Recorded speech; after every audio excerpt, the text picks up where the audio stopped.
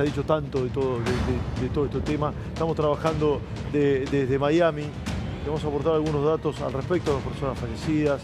Hay otros 2 niños que están en una situación muy angustiante. Quien timoneaba este velero de muy pequeñas loras, algo así como unos 6, entre 5 y 6 metros, sobrevivió y demás. Esto se planteó en esta zona.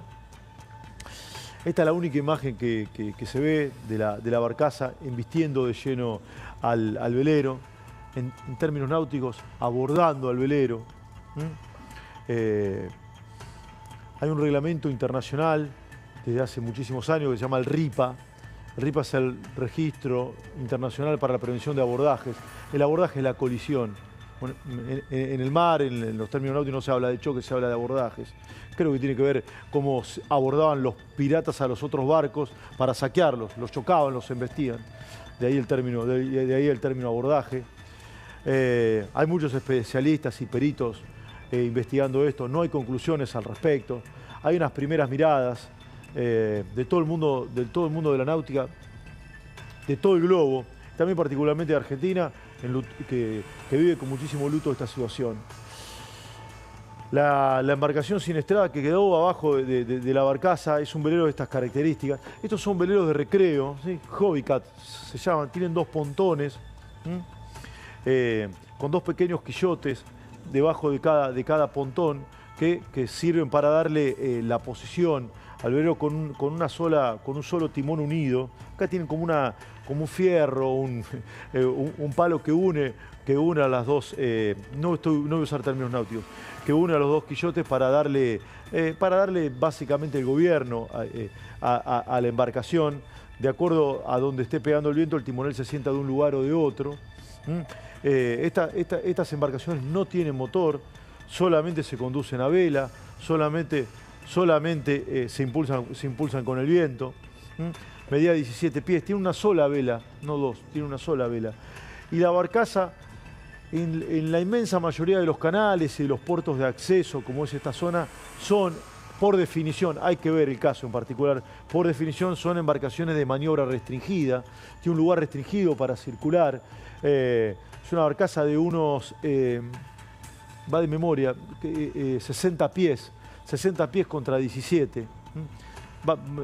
30 contra 6 metros, para hacer más o menos una simplificación. La barcaza era impulsada por un remolcador. Al ser impulsada por un remolcador, por una cuestión lógica, el margen de maniobra aún es menor.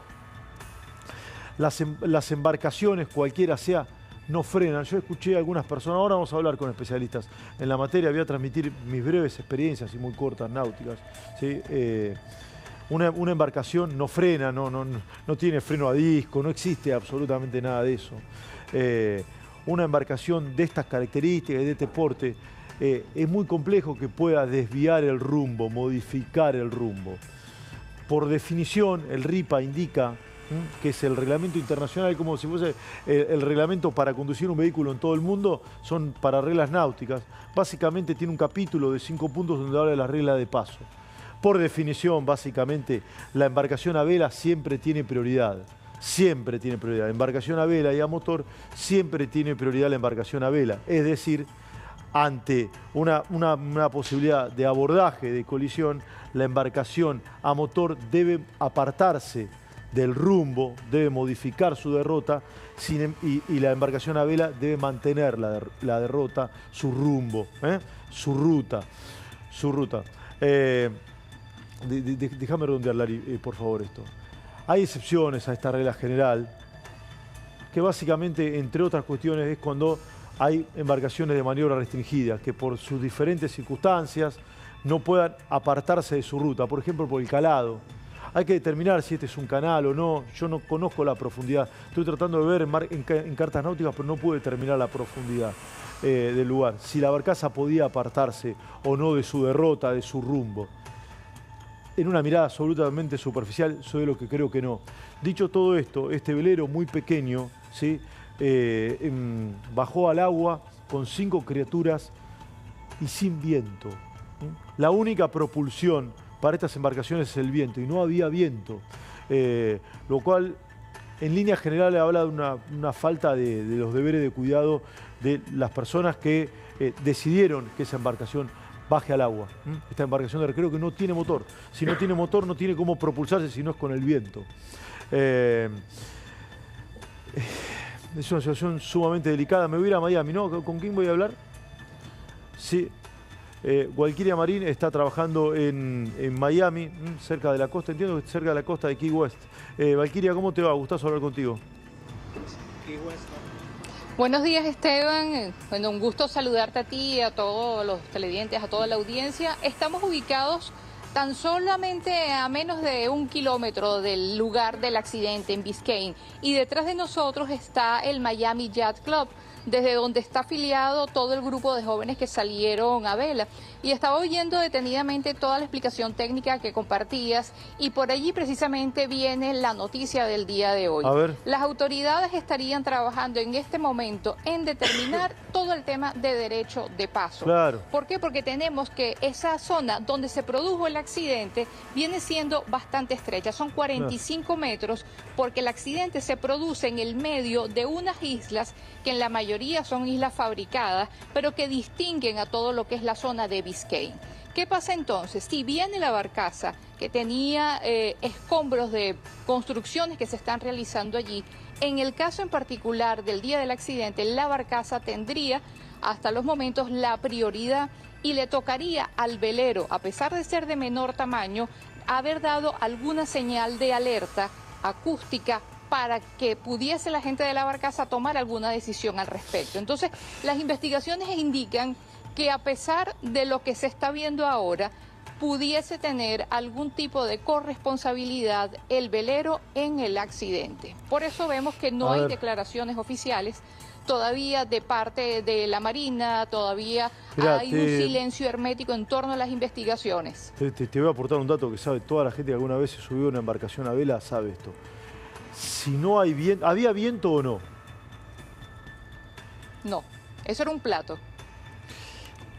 Ahí no había brisa. Si no hay viento, ir con una embarcación a vela y sin motor es como salir con el auto sin nafta. Disculpen la analogía. No tiene ningún tipo de lógica. Y una embarcación en el agua sin gobierno es muy peligrosa. Un tronco en el agua, ¿flota? Flota. Sí. ¿Tiene gobierno? No. No tiene propulsión, no tiene estanqueidad. Está bien, son los principios básicos de la navegación. ¿Cómo una persona que sube a 5 niños desconoce esto tan central y medular? Yo la verdad no sé si ese era un canal de acceso o no.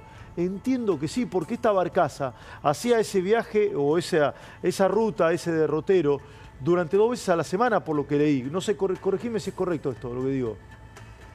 Sí, exacto. Ese es un canal que tiene bastante vida y fíjense que es interesante entender que en toda esa zona hay prácticamente 54 habitantes, por decirlo de alguna manera. Son islas muy pequeñas, creadas para tener casas al estilo mansiones. Y las que están muy viejas de esas casas empiezan a ser reconstruidas. Por eso es que esas barcazas van a llevarse todos los escombros, todo el material de la construcción. Y están pasando de manera frecuente allí. Esa es parte de su ruta. Interesante.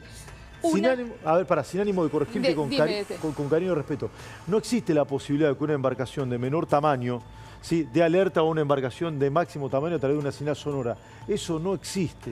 No les llega. No, pero no se lleva. No existe. Primero que esta embarcación de recreo no está munido de equipo VHF. Primero. Y además vamos a suponer que la embarcación deportiva esta, muy pequeña, de recreo más que deportiva, irradia mediante un equipo de VHF que además no posee al capitán de la barcaza y le dice: velero en alerta, ¿sí?, modifique el rumbo, corrija su derrota. ¿Qué puede hacer el capitán de esta barcaza? ¿Qué puede hacer si es un lugar que probablemente no tenga posibilidad de maniobra? Y aparte el puente, por lo que veo, no, tenía 45 metros solamente. No, pero claro, y además por lo que observo a la distancia, no conozco las profundidades del lugar, nada. Por lo que observo, es un buque de maniobra restringida. Los buques de maniobra restringida no pueden irse de ese lugar. ¿Sabes por qué no pueden irse de ese lugar? Porque se encallarían. Sí. se encalla, esto pasa muchísimo en el Río de la Plata, porque se encallarían. Entonces una embarcación pequeña, aún el principio es embarcación a vela, siempre tiene prioridad. Hay excepciones, y esta es una excepción muy nítida que marca el RIPA, de que la embarcación a vela debe apartarse de su rumbo ante un buque de maniobra restringida. Además tiene, ¿sabes qué? Además tiene lógica.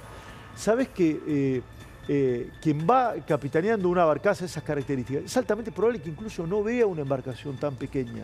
Claro. Que incluso no, es el tema del puente. Exacto. A ver, el puente del remolcador no tiene que estar por encima, o sea, de lo que de la carga que lleva en la barcaza, porque si no, no tiene visión 360. Yo sabes que lo que creo que el capitán de la barcaza debe haber visto solamente por la proa, o sea, por el frente de su barco, digamos, solamente el pedacito de la vela. Estoy prácticamente seguro. Sí. Estoy prácticamente seguro. Por la altura, exacto. Claro, exactamente. Hay otra cuestión bastante interesante. En Argentina, si uno quiere mandar a un niño a hacer la práctica de óptimes, que es cuando uno se inicia en la vela, digamos, son embarcaciones muy pequeñas, con un quillote de quita y pom, con una vela muy chiquitita. La inmensa mayoría de los clubes náuticos y demás, o las escuelas de vela, requieren que el niño tenga de mínima 8 años. De mínima 8 años. Toniel tenía 7 años. Realmente a mí me llama poderosamente la atención. Che, bueno, dale, te escucho. Dentro de la normativa precisamente de la escuela que estaba impartiendo este plan vacacional, pedían desde los 7, de 7 a 15 era el rango que ellos estaban aceptando, y Mila se encontraba precisamente en el rango menor de edad, en los 7 años, que eran los autorizados, y era la última semana de este plan vacacional, de 8 sí. semanas, la última. Valquiria, vos sabés que ahora me voy a ir a un club de Argentina, al Puerto de Olivo, donde está trabajando Abigail. Vos sabés que en cualquier club náutico de Argentina, vos salís con un velero, tenés que avisar. En algunos lugares, incluso el puesto de prefectura, también le tenés que avisar a la prefectura. Pero un recreo, un paseíto, en la guardia del club, la guardia marinera de tu club, donde vos tengas tu pequeña embarcación, tenés que avisar. Che, mi embarcación se llama tanto, voy a ir a tal lugar con una ETA, un tiempo estimado de recorrido de tanto tiempo. Y vos pones el nombre del capitán a cargo y demás. A mí, y muchas veces cuando vos vas ahí te dicen, che, pero vos vas a navegar, pero mirá que no hay agua, ¿dónde vas a ir, pelado? No hay agua, te quedás no vayas a ningún lado, te dicen los tipos que saben. No saben. A mí me llama la atención que haya bajado con esta embarcación, que estas embarcaciones habitualmente no están en agua, están en tierra, y que nadie le haya advertido, che, pero si no hay viento, ¿dónde vas a ir? ¿Dónde vas a ir? Quédate. Todas esas son todo lo que se está investigando es precisamente todo lo que suena que no estuvo en su lugar, claro. No fueron decisiones acertadas. Ayer conversamos con una testigo que estaba en su lancha, en su bote, en el momento que ocurrió el accidente. Y ella dice, me extrañó ver en esa zona el velero. Todos los días veo niños que van hacia una zona que es un poco más protegida, que queda como hacia el lado derecho de la bahía. Me dice, y cuando yo vi que había un velero allí, me dice, me llamó la atención porque generalmente allí no se encuentran. Entonces, ella es parte también de los testigos que están siendo interrogados para entender un poco cuáles fueron esas condiciones para este accidente y esta tragedia que enluta a tantas familias. Sí, Valquiria, quédate ahí, estás haciendo un soberbio trabajo, estamos muy agradecidos con tu cobertura, quédate ahí, tenés prioridad siempre. Gracias. La voy a sumar a Abigail Oliverio, que está en el... Oliverio, ¿dónde está? Está en Olivos, ¿no? Está en Olivos, sí. Avi, ¿cómo va? ¿Cómo estás, Esteban? Así es, estamos en el puerto de Olivos con Alejandro Caramella, él es presidente del Círculo de Pilotos de Yate, para que nos pueda instruir sobre el tema, qué hay que tener en cuenta para navegar en aguas abiertas y bueno, también sacar conclusiones o intentar entender qué fue lo que pasó. Así que ya está conectado para conversar con vos, Esteban. Alejandro, gracias por tu tiempo. Por favor. Sí, ¿qué haces, Ale, querido? No sé si escuchaba lo que... Gustazo hablar contigo. No sé si escuchaba lo que estaba planteando hace un ratito nada más. No sé si escuchaste lo que planteé, pero dame tu mirada, ¿qué quieras? Mirá, yo me puedo referir a lo que se hace acá en el club, en los cursos de timonel vela motor. Con respecto al accidente, sería... no puedo emitir opinión porque sería una cosa que no conozco, no soy perito y no me compete. Lo que te puedo contar es lo que se hace acá en el club. Un niño de 7 años, ¿puede navegar ya, Ale, o no? Mirá, acá no se dan cursos para niños, sí están navegando a partir de los 8 en Optimis. Lo hacen muy bien, en zonas delimitadas, acá en el puerto. 8 años. Lo hacemos nosotros con los barcos. 8 años. Con los barcos, ¿cómo? 8 años, a partir de los 8 años. Sí. Y acá se da para mayores, a partir de los 18 años, se da el curso de vela motor, se sale a navegar en un lugar determinado ya, no se cruza ningún canal y se realizan todas las tareas ahí. Los barcos salen remolcados por una lancha. Explícalo, esto es importante. Y ahí se practica. ¿Por qué no se cruza ningún canal y los peligros que eso encierra? ¿Por qué no lo explicás? Desprovisto. Nosotros tenemos... Dale. Claro. Nosotros tenemos una cancha de trabajo ya estipulada, igual los otros clubes, se desarrolla la actividad tranquila y se va enseñando en una zona que está despejada, no pasan buques y se puede hacer tranquilamente. Bueno, pero explicá qué es un canal.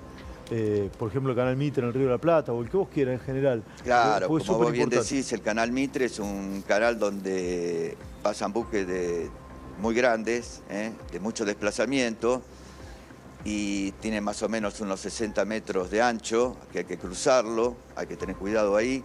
Nosotros eso lo evitamos, claro, salvo cuando hacemos el cruce de alumnos con los barcos de socios a Colonia, lo tenemos que cruzar ese canal. Y bueno, tomamos recaudos, si viene un buque se espera a que pasen y después Ale, fundamental lo que acabas de decir. Viene un buque, un carguero, con cereales, con lo que sea, con combustible, y vos hacen un pequeño velero, el que sea, 30 pies, 40 pies o 20 pies. ¿Sí? Esperás que pase el carguero. Claro, sí, lógico. Sí, ese barco no se puede frenar fácil. Nosotros esperamos que pase, miramos para el otro lado que no venga otro, y ahí cortamos el canal y vamos para Colonia, por ejemplo. Sí, y muchas veces se explica también de que quien va en ese pequeño velero, si quiere cruzar, siempre tiene que tratar de hacerle rumbo o dirección a la popa del barco que va cruzando, o sea, a la parte de atrás, nunca a la parte de adelante, porque uno va a pasar más rápido. ¿Sí? ¿Correcto, Alejandro? Explícalo vos, que sos piloto y sos absolutamente avisado. Una vez que pasó el buque, ahí recién cortás el canal, para evitar cualquier tipo de inconveniente. Claro. Eso es lo que hacemos nosotros acá en el río. Sí, jamás por adelante. No, nunca. Claro. No, esa persona tiene un ciego y después tarda muchas horas en frenar esa cosa. Claro. Así que hay que esperar que pasen. ¿Qué significa tener un ciego, Alejandro? Bueno, que la prueba del barco es muy grande y hay una parte que el capitán puede no ver, te ve de lejos. Claro. Alejandro, respecto al tema climatológico, porque uno decís, bueno, sale, digamos, en barco a vela, tema olas, ¿qué cosas hay que tener en cuenta o qué él se puede alertar? Te digo lo que aplicamos acá. Nosotros acostumbramos ya pasados los 20 nudos a cerrar el puerto, es decir, aunque hay veleros afuera navegando, como esto es una escuela, se toma el recaudo de salir si las condiciones climáticas lo permiten, si no, no. Claro. Y si está un poco subido de tono el viento, los barcos zarpan con un instructor y un instructor que asiste a la embarcación también. Sí. Ahora, Alejandro, vamos a suponer... Está a cargo de la embarcación y hay otro que ayuda a la navegación. Vamos a suponer que no hay viento. En este caso vos planteaste que haya viento, 20 nudos, arriba de 20 nudos. Sí, que no haya viento. Nada de viento. Pasa esto, puede que esté todo encalmado. Sí. ¿Podés ir a navegar con una embarcación a vela sin motor? Nosotros, me refiero a lo que es el círculo de nuestra institución, sacamos a remolque la embarcación a la zona de trabajo, el barco va a ser fondeado, es decir, que tiran el ancla y ahí se produce la actividad normal, que es poner las velas, achicar velas, saber fondear, que es lo más importante, achicar el trapo por si viene viento. Lo llevan a remolque. Se practica eso. Lo llevan a remolque, ¿entendamos esto? ¿Por qué? Lo llevamos a remolque, no hay viento. Y lo traemos a remolque. Claro, porque no hay viento, entonces una embarcación de estas características no podría propulsarse en el agua. Alejandro, quédate, quiero seguir hablando contigo, súper interesante. Valkyria Marine está trabajando en Estados Estados Unidos. Hay una junta de investigación, Valquiria, ¿cómo es eso? Contanos un poquito. Bueno, fíjate, Esteban, que esa junta precisamente está constituida por todas las autoridades que estuvieron presentes.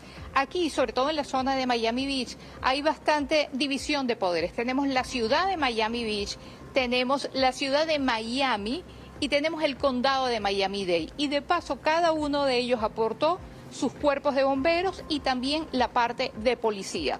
Cuando sumamos todo esto, hasta el helicóptero que estuvo trabajando en el momento de dar visibilidad sobre lo que estaba ocurriendo, cada uno de todos los involucrados tienen que dar su parte en la información para hacer como una especie de consolidación informativa de los datos que cada uno tiene de todo el accidente que se produjo. Entonces, ¿qué va a pasar ahora? Y nos comentaban ayer en la rueda de prensa que estuvimos precisamente en la Guardia Costera, que ellos tienen que empezar a compartir lo que están encontrando. Me acaba de avisar una conocida que tiene contacto con la persona de la barcaza, le trabajó en una oportunidad en su casa, que son personas muy responsables, que siempre están atentos a todo lo que sucede en el canal, y ella se encuentra impactada de haber visto esto, una persona que también suele estar en esa misma bahía utilizándola y recorriéndola, y le estoy pidiendo un poco de más detalles que me pueda facilitar, porque justo la estaba con ella aquí buscando detalles de último momento para compartir con ustedes. ¿El capitán de la barcaza fue demorado o le practicaron los estudios de alcoholemia, de alcohol en sangre y demás? ¿Pero fue demorado o no? No tengo claro ese último punto, Valquiria. Él se lo llevaron para todo lo que es la parte de investigación, para hacerle las pruebas toxicológicas, que fue lo primero que tomaron las autoridades en cuenta, pero en este momento no hay ningún detenido. Todas las personas le fueron tomados los datos, están completamente ubicables, y en la medida en que ellos vayan avanzando en todo el tema de investigaciones, procederán entonces a hacer los llamados de declaraciones, de acercarse con todo el tema de las entrevistas tan necesarias en este momento, y sobre todo saber también la versión de la joven que estaba a cargo, al mando del velero, porque ella es una persona clave en este punto para entender qué pasó. Ella nos tiene que contar, y ni siquiera se está obteniendo información de ella. Ya tiene 19 años, se entiende que los menores de edad estén protegidos por todo el tema de privacidad, pero de ella hay un mutis absoluto. Hemos estado buscando sus redes, conocidos, y todavía no tenemos la versión tan importante como es la de esta joven. Sí, ¿ella tenía todos los carnets habilitantes o no? Entiendo que sí. Sí, porque para trabajar aquí cualquier joven, y sobre todo en un plan vacacional con niños, tienen que pasar muchísimos filtros. Sobre todo también en el caso aquí de la ciudad de Miami Beach, es completamente estricta en todos los aspectos. O sea, tú no te puedes ni siquiera malestacionar 5 minutos. Por eso, y más en el caso del Miami Yacht Club y todos estos jóvenes, se espera de ellos que tengan un cumplimiento profundo de las leyes y un conocimiento también de las mismas, porque de otra manera no sería posible que estuvieran en esa posición. O sea, no, y más con todo el tema que estamos viendo ahorita de supervisión del caso de los trabajos. Hay mucho sobre lo cual el gobierno local pone bastante la lupa, y no creo que este caso haya sido diferente. Sí, Alejandro, por último, todo este tiempo y toda tu explicación muy rigurosa y muy atractiva también. ¿Recordás colisiones, abordajes de estas características? Mira, en realidad hay muchas colisiones con embarcaciones de motor que van a gran velocidad. Sí, en el Tigre sobre todo, ¿no? En el Tigre, eso ocurre, y te diría a veces con frecuencia. La gente toma una lancha y sale disparada y pierde el control y se da contra otra. Eso ocurre siempre, lamentablemente. Sí, es verdad. La prefectura se dedica a tener puestos móviles y puestos fijos para detener la velocidad, para que no haya tanto viaje. Pero bueno, a veces es desbordada, ¿no? Porque hay mucha cantidad de embarcaciones de motor que se mueven a gran velocidad. De día y de noche. Sí, pero ha sido una embarcación tan pequeña con un remolcador o con un carguero. ¿Has visto alguna vez? ¿Recordás? Mirá, no recuerdo, no recuerdo. Sería imprudente de mi parte opinar, pero que hay accidentes, sí. Hay accidentes, sí. Por ejemplo, en el Paraná, ahora que vos me lo decís, en el Paraná a veces están pescando los los pescadores artesanales, y se han llevado puesto algún bote de estos muchachos, porque el buque viene y no lo puede detener. Claro. Es verdad. Che, Alejandro, un gustazo enorme conocerte, hablar contigo. Gracias por tu explicación. Saludo a toda la gente ahí muy amable. de Olivos, que hacen un gran laburo. Gracias. Gracias a vos. Gracias, Avi. Sí, gran trabajo. Ya sigo con Valquiria, está Marcelo Sarpero en el piso, que es perito naval y capitán también. Ya sigo con este tema. A ver, dame la Valquiria, que le quiero hacer una pregunta. ¿La tengo ahí a Valquiria o no? Sí, Valquiria, ¿cómo es la jornada después de que se haya conocido esta noticia tan brutal y demás? Porque no tenemos los detalles de los otros chicos, ¿no? No se han conocido, me imagino que para preservar la identidad, pero sobre todo los partes médicos. No hay absolutamente nada. Están esperando autorización de los padres para divulgar información. El hermetismo es militar. Prácticamente no hay acceso de ninguna manera que la prensa pueda estar allí y se considera, sobre todo por las leyes de privacidad aquí en los Estados Unidos, que cualquier información sobre un menor de edad que no haya sido autorizada por sus padres estaría infringiendo directamente todas las leyes relacionadas con estos casos. Entonces, ¿qué estamos esperando? Que haya comunicación oficial, que alguno de los padres autorice, pero aquí suele suceder, Esteban, y es interesante conocer un poco cómo funcionan todos estos temas de tragedias en los Estados Unidos. Ellos allí tienen soporte emocional, apoyo psicológico y tienen también todo lo que es el cuerpo de abogados y asesores legales para tomar con mucha pinza lo que está sucediendo, porque aquí seguramente van a venir demandas. Cualquier tipo de información que se dé de manera previa puede afectar cualquier rumbo de investigaciones.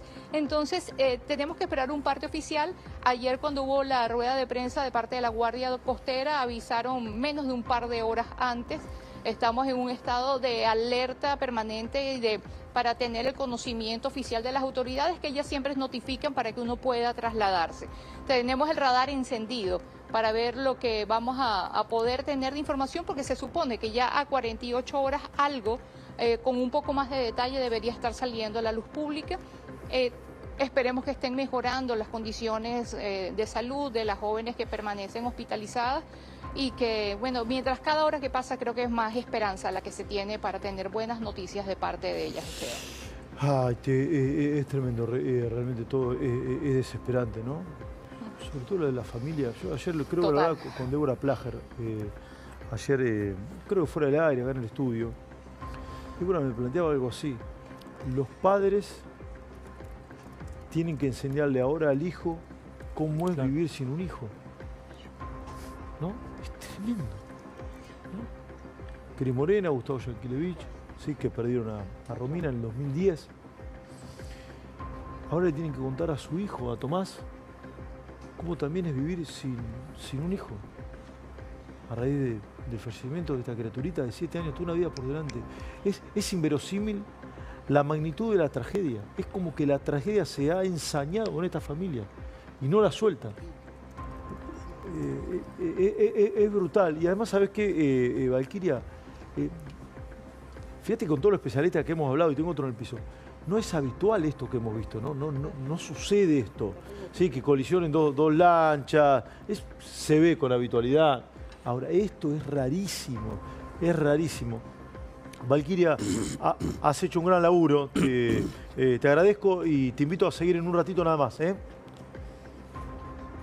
Perfecto. Gracias, Valquiria, gran laburo desde Miami. La información ahora es urgente.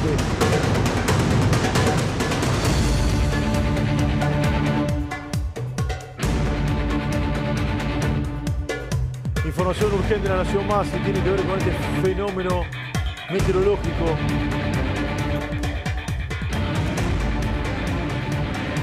Que se da parte de nuestra región a raíz del sismo que tuvo epicentro en Rusia, pero las olas, Malena.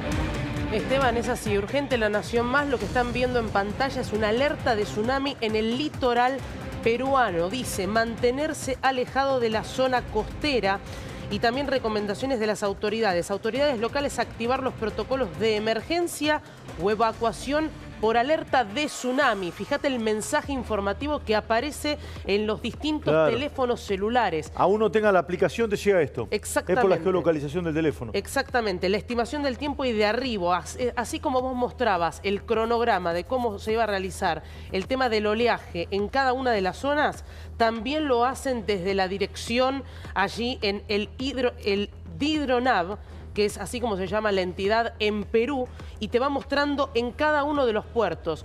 Insistimos, recién mostrábamos el alerta y la evacuación en Chile y ahora el alerta de tsunami se extiende en el litoral peruano. En el puerto tenés el cronograma y cómo empieza el arribo desde las 4 menos cuarto, en el horario allí, hasta las 6:05 de la tarde. Te diría que son más de 10 puertos que están en alerta, bajo alerta. Así que esto es lo que está apareciendo. Defensa Civil, tarea de todos, es la información que aparece en los celulares allí en Perú. Bien, te mandé, Lari, imágenes en vivo de la isla de Pascua. Han evacuado la isla de Pascua.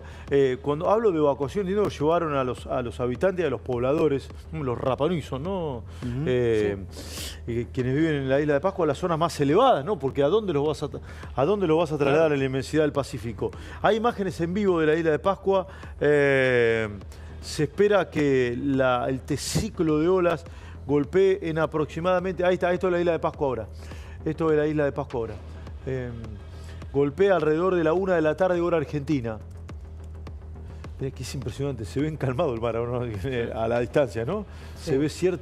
Se ve cierta calma. ¿Sí? Vamos a ver lo que sucede en un ratito nada más. Esperemos que no se modifique tanto esta calma, pero bueno, el pronóstico es bastante, lamentablemente, pesimista. Los sistemas de alerta temprano que se han desplegado en Chile son impresionantes. El último terremoto en Chile fue en Coquimbo, en septiembre de 2015. Fue de 8.2 en la escala de Richter, ¿te acordás? Exactamente. Sí, el anterior, el tsunami había sido en 2010. Ese fue, te diría, el que marcó el precedente y el antes y el después. Exactamente, en el gobierno de Bachelet. Y en Chile es como que... se viven preparando para todas estas circunstancias. Dale. Hay una imagen, ahora yo también se la voy a pasar al aire, del Senapred, porque vos fíjate que están también coordinando con el Senapred, que te diría el instituto que está llevando adelante todo lo que es la emergencia, la evacuación y los señales. El alerta va apareciendo como si fuera notificación en cada uno de los celulares. Recién decían, comenzó ya la evacuación en la isla de Pascua y el mensaje de alerta empezó a las 6 a.m., hora allí en Chile, pero interesante porque se va actualizando, te diría, a cada vez que dan una nueva indicación, alerta dentro del celular. Por eso es importante también que cada uno de los ciudadanos esté atento a lo que sucede a través de la aplicación. Pero digo, ya tienen muy organizado lo que es a través de cada una de las instituciones que llevan adelante. Bueno, expectativa, preocupación, etcétera, etcétera, etcétera, con todo este tema. Una situación muy compleja la que se está viviendo, y la otra también tiene epicentro en Miami. Déjame siempre imágenes de Miami. Está trabajando Valkyria en el lugar a ver si una junta de accidentes puede llegar a tener una suerte de hipótesis más bien fidedigna de qué es lo que sucedió. Además del drama, que es lo central, ¿no? Del drama que rodea a las familias de las dos criaturitas que fallecieron. Había otras tres. De esas tres criaturitas, dos están en situación compleja y otra fuera de peligro, por lo que tengo entendido. Es bastante reservada la información, lo contaba recién Valkyria. Marcelo Zarpero es perito naval y capitán de navío, supongo. Sí, Marcelo, querido, ¿cómo te va? Muy buenos días, un gusto de saludarte. El gusto es mío. Yo sé que a la distancia es muy difícil hacer una suerte de conjetura, sin datos concretos y con imágenes, pero observando las reglas generales de navegación y demás, ¿qué es lo que ves de todo esto, Marcelo? Bueno, acá voy a dividir tres partes. Dale, a ver. Soy velerista, soy capitán y además perito, entonces puedo hacer los tres análisis desde el punto de vista de lo que he oído. Como velerista, el velero estaba en el lugar equivocado y lamentablemente se mueve por propulsión, vela. Se queda así la vela por viento. No hay viento, se queda ahí encalmado. ¿Puede moverse? Sí, moviendo la pala de timón o generando un viento relativo, moviendo la botavara. Puede llegar a moverse, pero apenas unos metros. Sí, la botavara es el palo que sostiene en forma horizontal. O perpendicular al agua, paralela al agua, la vela mayor. Eso es la botavara. Eso por un lado, pero puede mover muy poca distancia y muy poca velocidad. Es como para tomar una distancia, alejarse de un peligro. Por el otro lado tenemos el pontón grúa, porque todos dicen barcaza. Sí. Entre una barcaza y un pontón grúa es abismal. La barcaza es abierta, el pontón es cerrado. Y sobre este pontón grúa se ponen maderas que pisan las orugas de la grúa. Digo, porque también estuve trabajando en pontones grúas en tareas de salvamento, acá en Argentina. Es asistido por un remolcador por empuje. El remolcador puede ser por largo, acoderado o por empuje. En este caso, al tener empuje, tiene poca visibilidad, porque el puente es bajo, el puente de mando tenía poca altura. Entonces ahí hay dos cosas fundamentales. A ver, la embarcación que empuja es infinitamente más pequeña que la que es empujada. Por supuesto. Entonces no tiene visión completa. El tema que hay que ver al parangón de un auto. Si uno está con el asiento bajo, el capó le tapa todo. ¿Qué hago? Levanto el asiento, tengo mejor visión vertical. Ahora bien, en cuanto a visión horizontal, si alguien me tapa parte del parabrisas, voy a tener parte de falta de visión. ¿Cómo mejoro la falta de visión con una grúa, no a link belt como tenía ahí en ese lugar? Con un vigía en la proa. No tenía visión en proa. Entonces, ¿qué hago? Yo como capitán, porque ya lo he hecho en trabajos de salvamento, mando a alguien a la proa con un handy y cubro el espectro de los 360 Mandás a alguien grados. adelante del barco, digamos, con un handy que te avise. Y es más, por propia experiencia no mando uno, mando dos y a bandas distintas, porque si no se ponen a conversar y se distraen. O sea, el factor fundamental de todo esto es la distracción generada por los celulares, por las tablets. Entonces, lo primero que hizo, con muy buen tino, tomar los celulares de la gente de la tripulación para ver las comunicaciones, hasta qué momento estuvieron comunicándose y con quién se comunicaron. O sea, que es la distracción típica que genera por los instrumentos. Si estaba whatsappeando con la mujer o estaba atento al rumbo del... Uno puede estar, y yo lo he visto, por ejemplo, yo tengo una costumbre, tengo el celular, lo tengo silenciado. Y lo miro cada tanto cuando no tengo ningún peligro. Es más, acostumbro a que dejen los celulares a un costado para no estar permanentemente hablando tonterías o lo que sea. El factor distracción celular es grandísimo. Pero pará, pon un minuto. ¿Cómo te digo? Marcelo, te digo. Sí. Marcelo, pon un punto. Vamos a suponer que tenía los dos vigías, ¿sí? en las bandas del barco o en la proa. Y entonces le dice, atento velero. ¿Qué podría haber hecho? ¿Te lo digo en inglés? Sí. Por side stand. Cae a estribor o a babor o lo que fuere, cae a una banda y vuelve a caer a la banda contraria. Entonces lo esquiva, separa la proa y después separa la popa. Lo hace rabiar y no hubiese pasado este accidente. Es que hay profundidad. Hay profundidad, no lo sé. O sea, acá hay un tema. ¿Hay profundidad en ese lugar? Sí, dentro de todo. O sea, para ese calado sí, por ese remolcador no creo que cale más de, con toda la furia, 15 pies, o sea... menos todavía, debe estar calando, hablemos en sistema métrico, no creo que cale más de 2 metros. O sea que la profundidad está, no fue en el mar, pero es navegación interior de puerto. Ese pontón grúa asistido por un remolcador por empuje no es que solamente lleva basura lunes o miércoles, se lo contrata para cualquier cosa, es como las lanchas paleras que hay en el Delta. Sí, esto aparentemente tenía una rutina de 2 veces a la semana para sacar basura y cubrir este lugar. Depende del contrato que tenga con determinada empresa para hacer un determinado trabajo. Entonces, lunes y miércoles asistía por basura. Vos andás en velero, ¿no? Sí. Sin viento y sin motor, ¿hubiese salido? Sí. No me queda otra. O sea, si me agarra... No, para. ¿Hubiese salido a navegar? No, si no tenés viento si no tengo viento y no tengo propulsión, no puedo salir a navegar. Lo que pasa es que ya estaba navegando. Entonces lo agarró esta chica de 19 años, que pudo haber tenido toda la experiencia y le pudo haber pasado a cualquiera. Pero hay un factor fundamental que es la distracción y la falta de visibilidad. Por más que gritaran, movieran los brazos, lo que sea, no podían hacer nada. Eso también... Algunos dijeron que la embarcación a vela tenía que avisarle. Es imposible eso. No, es imposible porque no tenía visión. Si ya de por sí estás manejando como si fuera un auto con una persona adelante en el parabrisas, es imposible. Entonces tenés un sector ciego muy grande, ya sea en la parte vertical o en la parte horizontal. Otro velero. Sí. No, se ve otro velero. Entonces, salieron con viento y se encalmó, o salió sin viento. Yo la verdad que esto, bueno, lo tienen que determinar los peritos. A mí me llama poderosamente la atención. Salir sin viento es imposible, como salir con el auto sin nafta, ¿correcto? Si salió sin viento, salió con una pala de timón. Salieron remando. Y quedaron ahí a una determinada distancia. El Summer Camp del Yacht Club de Miami asiste a los chicos en una colonia. ¿Cómo puede ser canotaje? Sí. Se hace mucho en el país, es algo normal. Bien, te quedás, Marcelo, querido, quiero seguir hablando contigo de este tema.